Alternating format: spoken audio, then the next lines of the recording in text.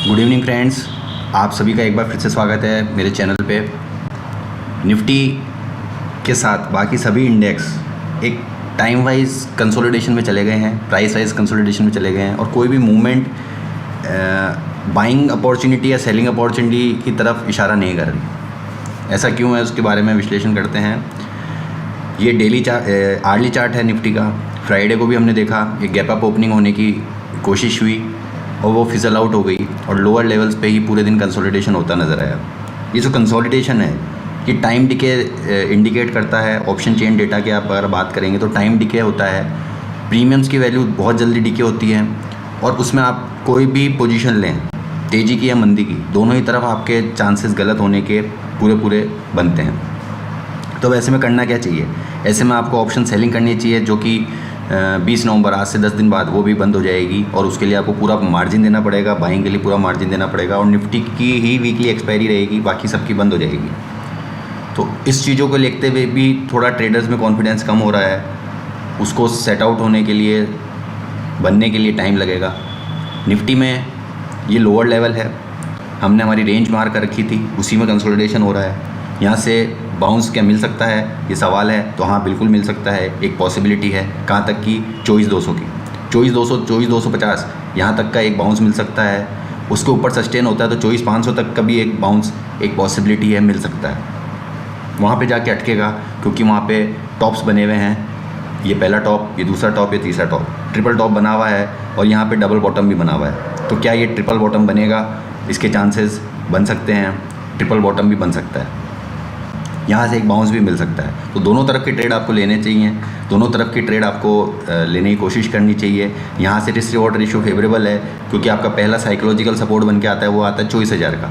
24,000 के stop loss के साथ आप एक बाय अटैम्प्ट कर सकते हैं। स्टॉप लॉस स्ट्रिक्ट रखना है, चाहें तो अवॉइड भी करें क्योंकि सेलिंग वीकली चार्ट पे देखते हैं तो ट्रेंड डाउन है, ये टॉप का इंडिकेशन है और ट्रेंड अभी डाउन है। कहाँ तक जा सकता है?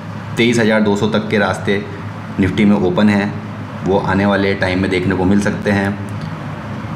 फ़िलहाल के लिए एक बाउंस के लिए आप प्ले कर सकते हैं। अगर 24,250 के ऊपर सस्टेन होता है तो 250 पॉइंट की एक रैली, स्क्वीज़, शॉर्ट स्क्वीज़ कह देंगे उसको, वो एक ओपन हो जाएगी। बैंक निफ्टी में भी हमने रेंज मार कर रखी है और बिल्कुल उसी रेंज में ट्रेड होता नज़र आ रहा है। तो यहाँ के लिए 51,200 तक के लोअर लेवल्स ओपन है अभी भी। जिनको शॉर्ट करना है वो 51,800 के स्टॉप लॉस के साथ, 51,800 के स्टॉप लॉस के साथ आप शॉर्ट कर सकते हैं। ये इस दिन का 52,000 का हाई भी लगा सकते हैं, 52,000 के स्टॉप लॉस के साथ भी आप शॉर्ट कर सकते हैं। जिनको तेज़ी करनी है वो 52,000 का वेट करें, पिछले दिन का हाई है, 52,000 के ऊपर निकलेगा तो 52,300 तक के लेवल बैंक निफ्टी में देखने को मिल सकता है। ये दूसरा इंडेक्स था जिसमें दोनों तरफ के ट्रेड हैं। चलते हैं मिड कैप निफ्टी के लिए, तो वो भी एक तीसरा इंडेक्स है जो रेंज में कंसोलिडेशन हो रहा है। दोनों तरफ के ट्रेड आपको लेने आने चाहिए। 12,300, 12,400 ये सपोर्ट का काम कर रहा है। 12,300 400 की रेंज में अगर आता है तो एक बाइंग अटैम्प्ट कर सकते हैं। स्टॉप लॉस रहेगा आपका 12,200 का। ऊपर अगर शॉर्ट करना है तो 12,700 के पास, 12,600, 12,700 यहाँ पे आप एक शॉर्ट अटैम्प्ट कर सकते हैं। स्टॉप लॉस रहेगा आपका 12,800 का। तो दोनों तरफ के ट्रेड आपको निफ्टी मिड कैप में भी देखने को मिल सकते हैं। चलते हैं फिन निफ्टी में भी एग्जैक्टली बैंक निफ्टी का रेप्लिका है। मैंने हमेशा आपको कहा है फिन निफ्टी में भी लोअर लेवल्स को इसने ब्रीच कर दिया है। तो फिन निफ्टी में अब जो नेक्स्ट लॉजिकल टेक्निकल टारगेट्स खुलते हैं वो 23,600 के खुलते हैं। तो जिनको ट्रेड लेना है वो 24,000 के स्टॉप लॉस के साथ फिन निफ्टी में भी सेल कर सकते हैं 23,600 के लेवल्स के लिए। तो ये था चारों व्यू इंडेक्स पे। अब चलते हैं क्रूड ऑयल पे। क्रूड ऑयल भी एक रेंज में कंसोलिडेशन होता नज़र आ रहा है और यहाँ पे अभी लोअर लेवल्स बचे हैं। 5,880 तक के लेवल क्रूड ऑयल में देखने को मिल सकते हैं। स्टॉप लॉस का लेवल रहेगा आपका 6,000 का। 6,000 के स्टॉप लॉस के साथ क्रूड ऑयल में भी आप एक छोटे से ट्रेड के लिए अटैम्प्ट कर सकते हैं। नेचुरल गैस एक टाइट कंसोलिडेशन रेंज में चल रहा है, 236, 224, ये 12 पॉइंट की रेंज है, इसी में ट्रेड होता नज़र आ रहा है। नेचुरल गैस में आप यहाँ से एक बाय अटैम्प्ट कर सकते हैं। स्टॉप लॉस रहेगा आपका 220 का, टारगेट्स रहेंगे आपके 228, 232 के। तो नेचुरल गैस में एक बाय अटैम्प्ट बनता है।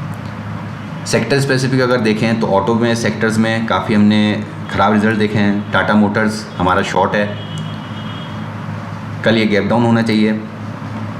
टाटा मोटर्स पे आपको लेके चलते हैं। चार्ट भी वीक है और रिजल्ट भी वीक है।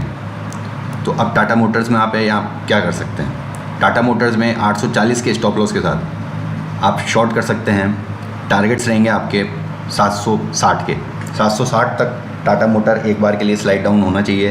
पहला एक सपोर्ट उसका छोटा सा बनेगा 785 का, हो सकता है कल उसके नीचे ही खुले, गैप डाउन ओपनिंग मिले 785 के नीचे, तो 760 तक के लेवल टाटा मोटर में आपको देखने को मिल सकते हैं। तो टाटा मोटर एक बनता है शॉर्ट। दूसरा जो शॉर्ट बनता है देख लेते हैं, ये बन रहा है SBI पे। SBI एक अपने सपोर्ट के पास है, 833 का लेवल अगर ये SBI तोड़ देता है तो 800 तक के लेवल, 805 तक के लेवल SBI में भी खुल जाएंगे। स्टॉप लॉस रहेगा आपको 860 का, जहाँ की मल्टीपल टॉप्स बने हुए हैं। तो 860 के स्टॉप लॉस के साथ SBI में भी आप शॉर्ट अटैम्प्ट एक बार ट्राई कर सकते हैं। तो ये कुछ व्यू था मेरे इंडेक्स पे, स्टॉक्स पे, कमोडिटीज़ पे। डॉलर इंडेक्स अपनी मजबूती बनाए हुए है, इंटैक्ट है। डॉलर इंडेक्स यहाँ से कमज़ोर होना चाहिए, तभी इंडियन मार्केट्स में थोड़ी सी तेज़ी देखने को मिलेगी। हालांकि डाउ फ्यूचर काफ़ी अच्छी मजबूती के साथ बंद हुआ था, 300 पॉइंट की मजबूती के साथ। तो एक इनिशियल ट्रेड में आपको एक बाउंस देखने को मिल सकता है निफ्टी में, पर निफ्टी का चार्ट भी वीक है। तो आफ्टर सेकेंड हाफ आपको एक सेलिंग अटेम्प्ट देखने को मिल सकता है। तो इस तरह का अभी मार्केट में रुझान है और बाइंग का अभाव है, सेलिंग का दबाव है, FIs की बिकवाली है। उन चीज़ों को ध्यान में रखते हुए, और सबसे बड़ी बात है कि हमारे रिज़ल्ट्स ख़राब आ रहे हैं।